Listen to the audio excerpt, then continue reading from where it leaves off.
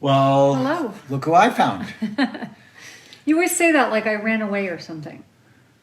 Well, no, but I don't get to share you that often. I'm sharing you. We're sharing each other. Apparently we are. And I think that's what we said we were going to do till death do us part. Are you going to kill me? Well, it depends. Are you going to give me a Always reason? known. It depends.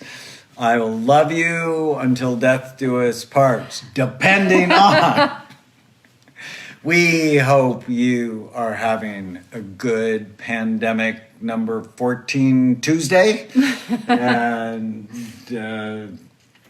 I think a lot of people, they're just done. I must the have whole said that. thing. I was fine up until, 2 weeks ago, and then I was just done. Because I saw light at the end of the tunnel. And then all of a sudden, it just felt like there was no light at the end of the tunnel. Well, we got hit with the third pandemic. So number one, COVID-19, and it ravaged so many lives, us personally. Mm-hmm. And that leads to a mental health pandemic of anxiety, depression, loneliness, trauma, Suicide. grief, suicide. I know so many people have had friends who committed suicide. Yeah. I mean, the incidents just went way up. It's really sad. Someone wants to explain the COVID-19 church issue. Yeah. Churches are actually one of the risky places to get COVID-19. So for a while longer, stay online. But this is going to get really tricky. I'm sorry, but church is also a place that a lot of people, or worship centers are places that people go to feel better and manage their stress. And when we can protest in mass, and I'm not saying you should or shouldn't, but I'm just saying, if we can protest in mass, then we should be able to go to church. Well, I think there's a difference between should be able, and we're church folks. We love going to church. We've gone to church. We're supposed to be like time. making people and us feel better. This is going to irritate me. Just think about the physics of the virus. When people are singing together, what you're doing is you're taking, for those people who may be asymptomatic or they just think they have a cold or just a little bit of the flu, and then singing. Choirs, actually, when people went to choir practice early on, it's like 60% of people in the choirs got sick and some of them died. And so the New York Post came out and ranked the riskiest places to go to places that are not so risky. And right at the top were concerts, because, you're seeing Justin or Miley or whoever you love, and they're singing, you're singing along with them. What's that doing? It's taking a respiratory virus and just letting it have a party. And when we go to Saddleback, for example, because we love Saddleback, the music is stunning and everybody's singing. So the issue with church is it actually ranks up there with one of the more dangerous places to go.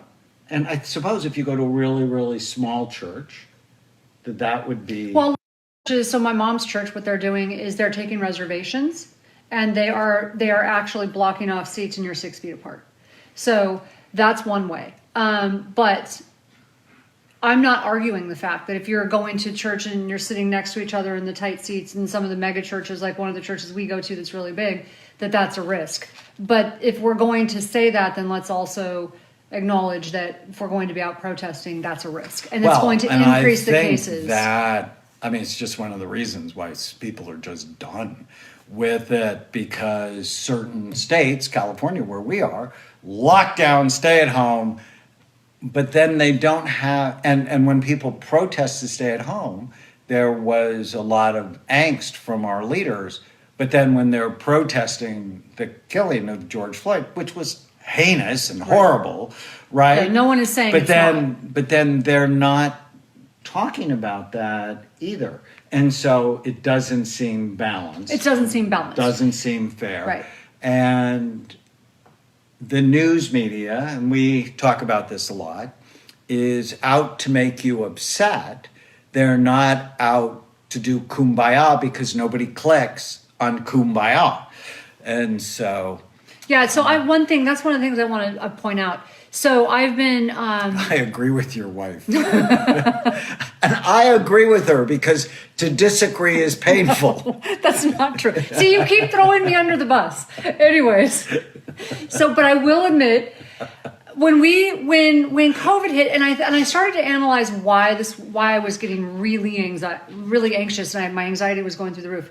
I'm a person who's learned to sort of master my anxiety.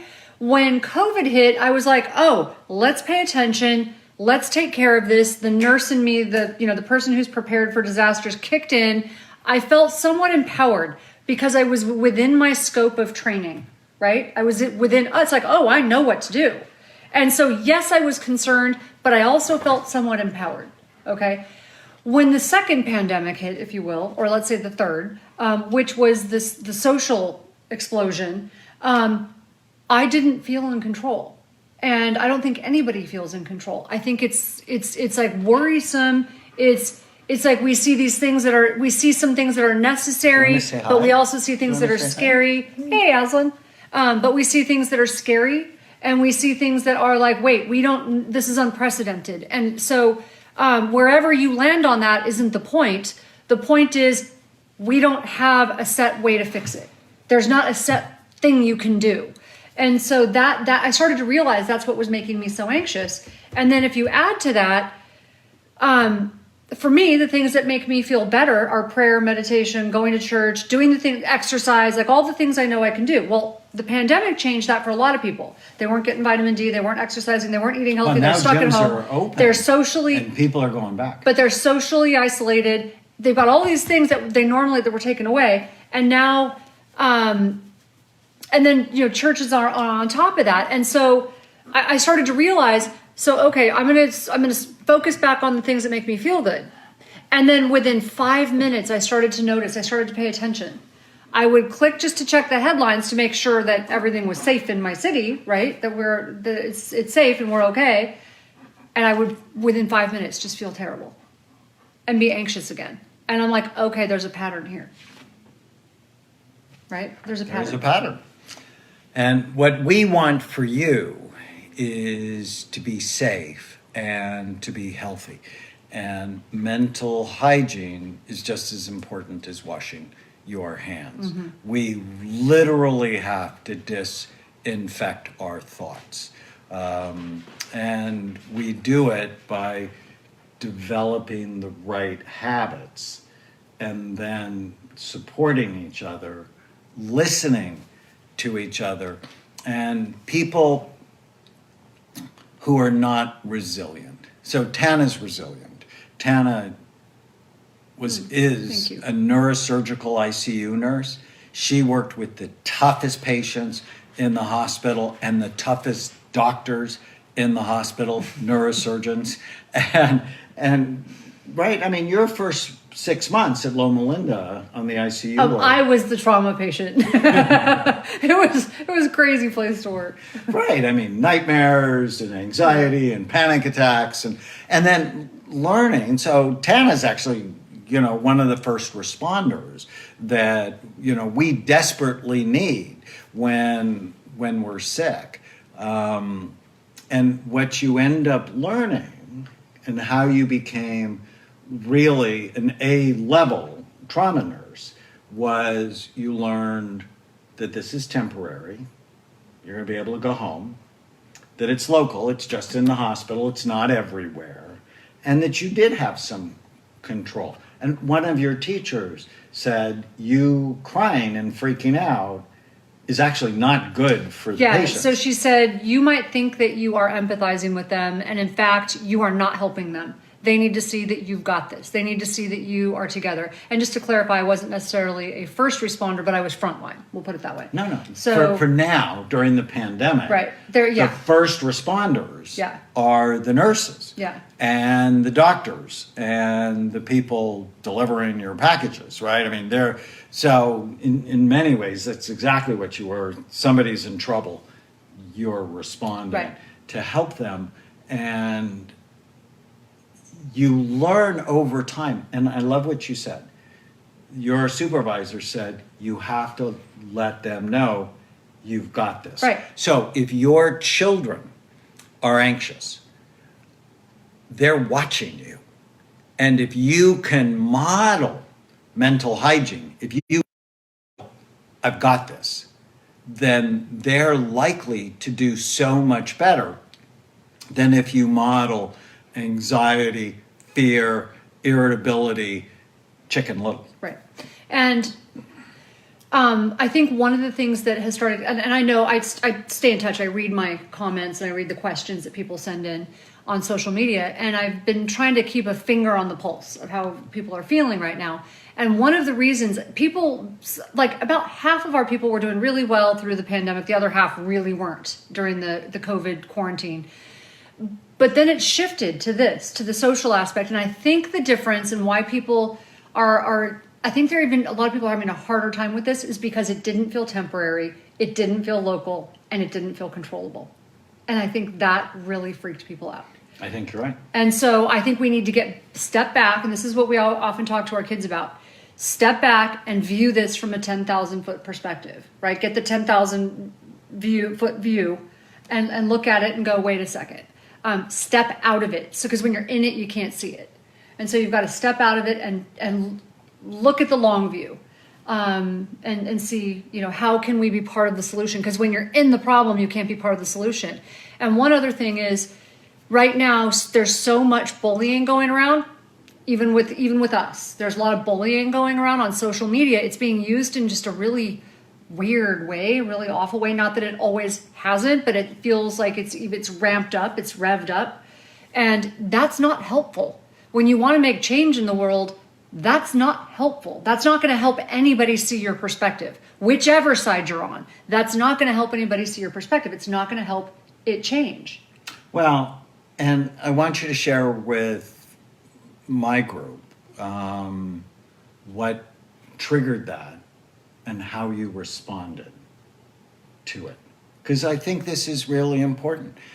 I mean, no matter what side you're on, you feel like if you actually said win. Your opinion, that the other side hates you. Right. And the level of lack of listening and mental poor hygiene going on in our country is it's out of control. So I feel like the goal, or what I thought the goal was that we were supposed to be conscious of one another. We're supposed to be caring of one another. We're supposed to be like really beginning to embrace one another socially and, spiritually in every other way. And as a nurse, we're trained, as a healthcare professional, we're trained, whatever you're thinking, whatever your feelings are, it doesn't matter. You set it aside anyways.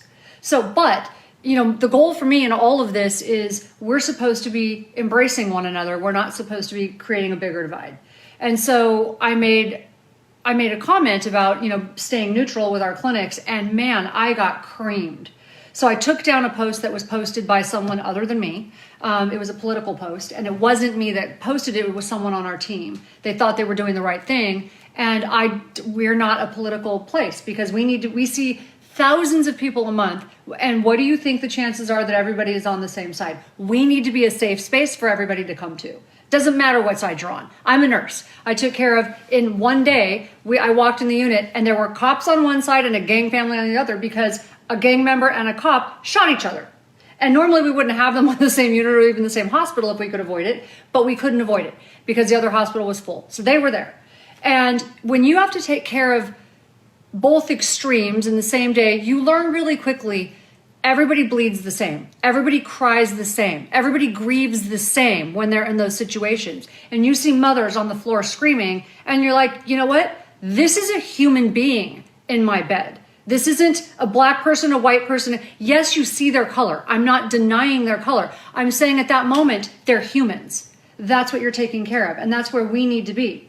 And so when I took the post down and I made this statement that we are not going to be political in this, because it doesn't mean we don't have feelings about it personally, but we're not taking that stand.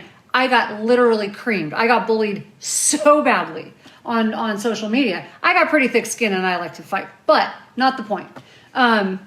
She does like to. Anyways, another point. Not with me. Thank God. But the point being, it's a really tricky time. And a lot of people don't have thick skin right now. A lot of people are struggling because of all of this. It's painful. It's a painful time. And so I just feel like we could do a better job of being the thing that we say we want to be, which is, right? And listening. Listening.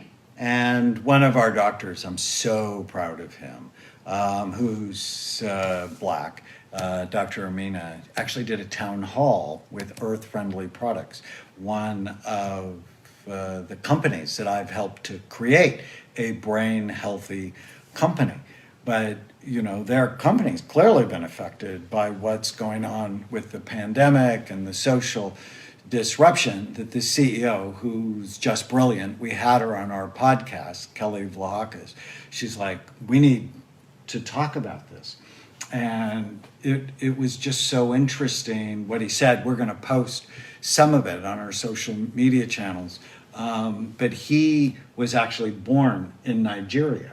And he came to this country when he was 8 years old. And he's just been thrilled with the opportunities. What was the thing he said? He had been told it was paved with gold. That America was paved with gold. And he kept looking on the streets going, where's the gold? I thought it was so cute. And so clearly his family saw it completely different than someone who came over as a slave. And the legacy was different. The history was different. It was the ancestral dragons, which you're going to hear me talk a lot about coming up this year. That the dragons from the past often are breathing fire on the emotional brains in the present, which is in part driving, I think, this societal disruption.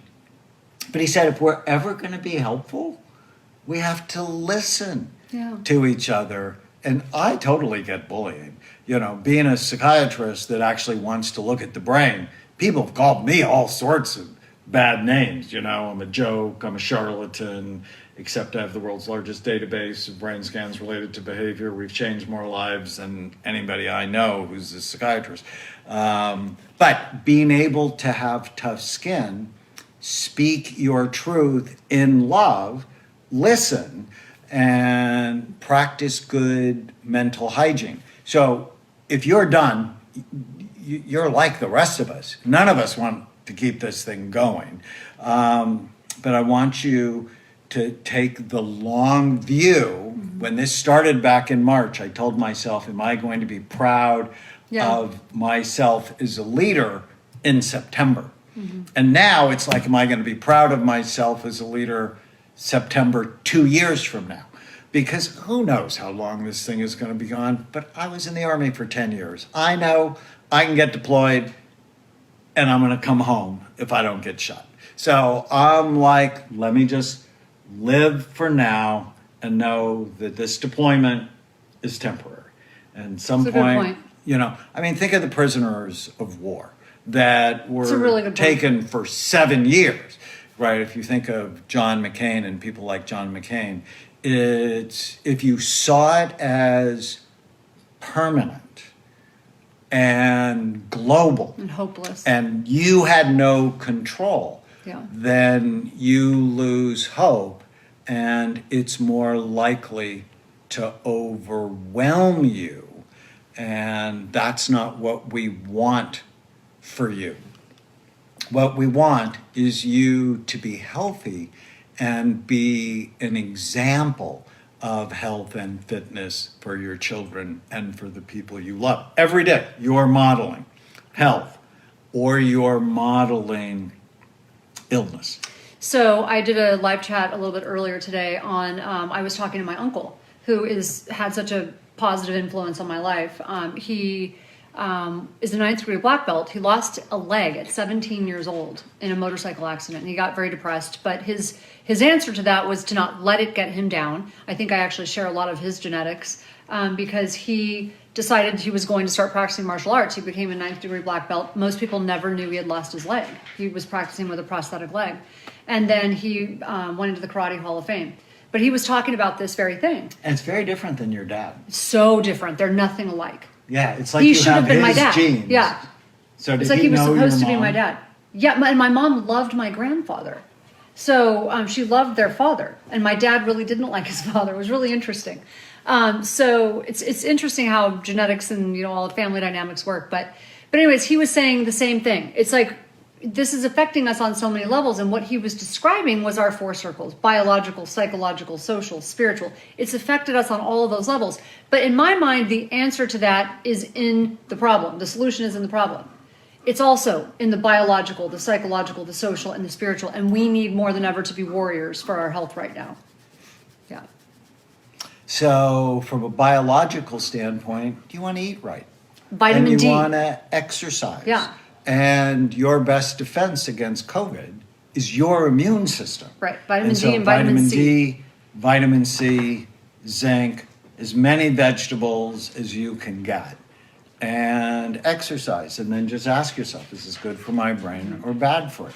From a psychological standpoint, don't believe every stupid thing you think. Right. This is so Manage important. your mind. When you feel sad, when you feel mad, when you feel nervous or out of control, write down what you're thinking. And then ask yourself, is it true? Do I really know if this is true? From a social standpoint, I do this. I did this today with one of my patients. Write down your goals. What do you want? What do you want in your relationships? With you, I want the same thing all the time. Kind, caring, loving, supportive, passionate relationship. Now, I don't always think that, right? I get these really weird thoughts that come in my head. And if my frontal lobes work because I ate and I slept and I know what I want, I inhibit saying all those stupid thoughts that come into my head. And I'm like, does this get me what I want? So the 3 words, write them down. Does it fit? Does it fit? Does what I'm about And I to like say the other ones you fit? teach people is then what? Then what?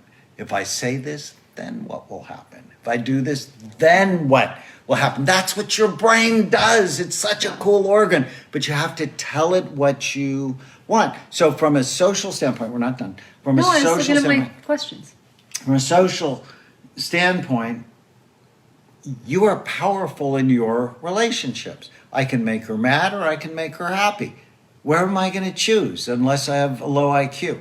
I'm going to choose to make her happy because that makes me realize happy. you just called a whole bunch of people stupid. Yeah, I did. Right? If you're not acting in a way consistent with your goals, that's not smart. Yeah. And then from a spiritual standpoint, why are you on the planet? Yeah. What is your deepest sense of meaning and purpose? Your relationship with God, what we've been talking about. Which is why I'm not Church. a fan of shutting down church services. I'm not a fan of shutting down church services. I don't want 1,000 people singing, spreading COVID. No, but I think it's fine to do the reservation thing. I think there's ways to do it. I think we have to be very thoughtful. And Pastor Warren, our pastor at Saddleback, he's been very slow. I think small groups, that's a good way to do it. So do I. And they're watching church services together. We just have to be careful because we're in a war with this virus. Make no mistake, one of our employees who we dearly love, who was young in New York, ended up on a ventilator for 5-6 weeks and almost died. So this is not like the flu. When's the last time you heard somebody who's 30 years old on a ventilator? No, you don't hear that. This thing is wicked. So we have to be thoughtful and careful. But spiritual, for me, I think of your relationship with God, your relationship with the planet, your relationship with the past, and your relationship with the future. So the past, I think of my dad, who passed away about 5-6 weeks ago, and my grandfather, who I was named after. So I want to honor them, but I'm also here to help the next generation be the best that they can be. So getting sick happens in those 4 circles, getting well happens in these 4 circles. And not everybody has the same belief system. We understand that. And we are very sensitive to that. And one of the things that we like to explain to people is like, one thing about the spiritual circle is it's about using your pain for purpose. Purposeful people live longer. So use your pain for purpose, to be constructive in a constructive way, not a destructive way. Well, and I think that's why posting and communicating with the people who love us, follow us, has just been so important during this time. So I am grateful for you. I'm grateful for you. And we are grateful for you. So have a great night. Remember, TLC. This is temporary. And even though it's a global pandemic, it's local to you. Yeah. Do what you can to have some control. So wash your hands, be smart, and same with the social situation. Do what you can in your community to be helpful. To help whichever side you're on, be helpful. And that's what we would say. But also post for us questions, concerns. Just tell us how you guys are doing. So I love that term, plandemic. Yeah. So let's plan to get out of this thing as soon as we can. I don't think that's what they meant, but but that was clever. That's what I took. I know, because you always see the positive. You always see anyways. I got that. All right, take care.